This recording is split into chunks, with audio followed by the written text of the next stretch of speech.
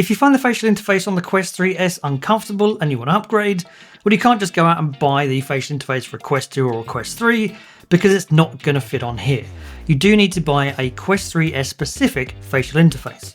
So AMVR, who make one of the most popular facial interfaces for the Quest 3, have taken their know-how and created 3 different options for the Quest 3S. And with prices starting at just $10, they're definitely worth a look. So let's get into it.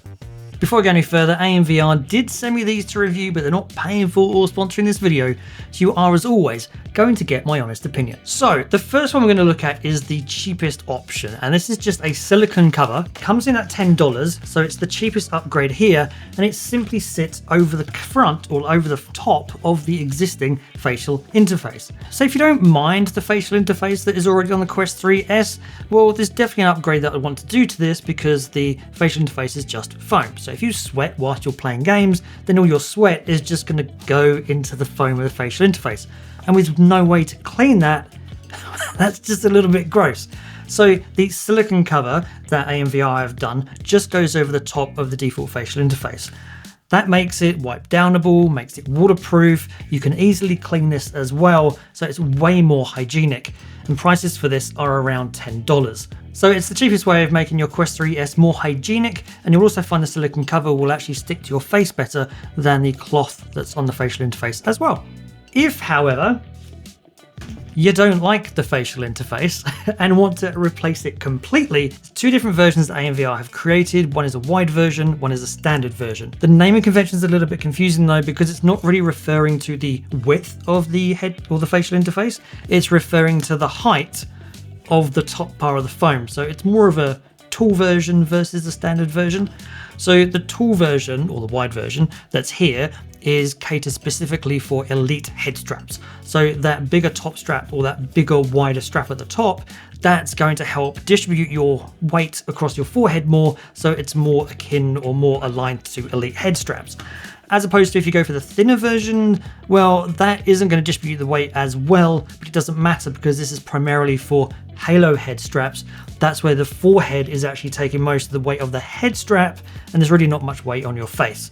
You do need that narrower band for it to be more compatible with more different types of halo head straps. So when AMVR first released their Quest 3 facial interfaces, some people had problems getting it to work with some halo head straps. Really depends on the shape of your face. For me, I could just about make it work, but I do know others were having some problems. Both of them come with a foam face pad with a PU leather over the top, which makes it nice and easy to wipe down and keep clean. If you do want something a little bit more breathable, then they do both also come with another face pad, which is a cloth. I'd say that's more for comfort, and the PU leather is more if you get hot and sweaty. And they also both come with a cover for your lenses as well. Personally, I just prefer the PU leather one, but the cloth one is there if you want it as an option. The nose pads are exactly the same as well. These nose pads actually fit really well on my nose. Now you're going to get some different amount of runway with this depending upon your type of your shape of your nose, but for me it worked really well. It's a lot better than other nose pads or nose guards that I've seen. Really wraps around your nose really well. You do get a very slight amount of light leakage through, but it's really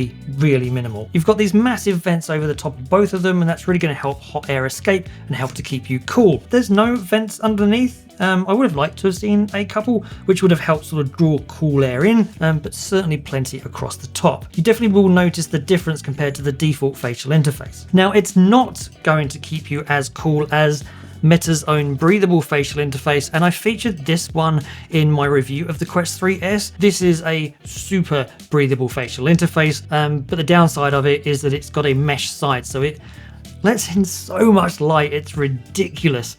Still, if you want the most breathable facial interface, that's definitely the one to go for.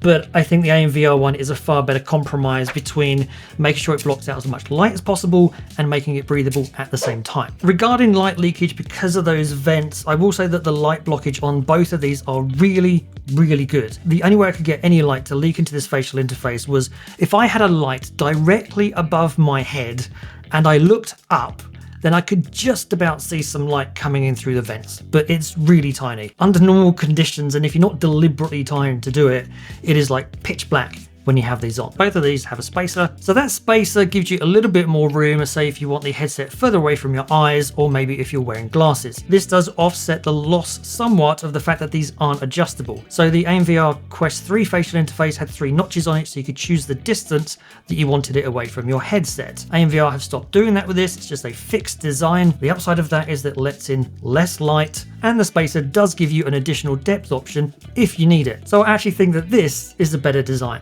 So you can already see how the thinner design, or the more narrow design across the top of the facial interface, really does work with a Halo head strap. There's now lots of space in between the Halo head strap and the top of the facial interface. So especially on the Bobo VR S3 Pro head strap, where you've got a fan here, well, that's going to blow cool air down, and that facial interface isn't going to get in the way. So for Halo head straps, this works really well. You don't notice the lack of that extra width of the bar across the top, because it's not the facial interface taking the weight, it's the head strap. So you've easily got light through there.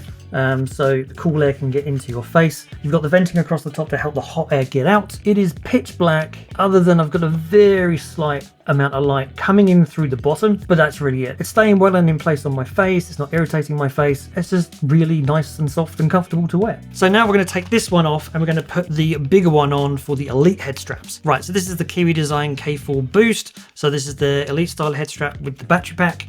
Now we just clip this one on. Now you've got the wider top part of the facial interface.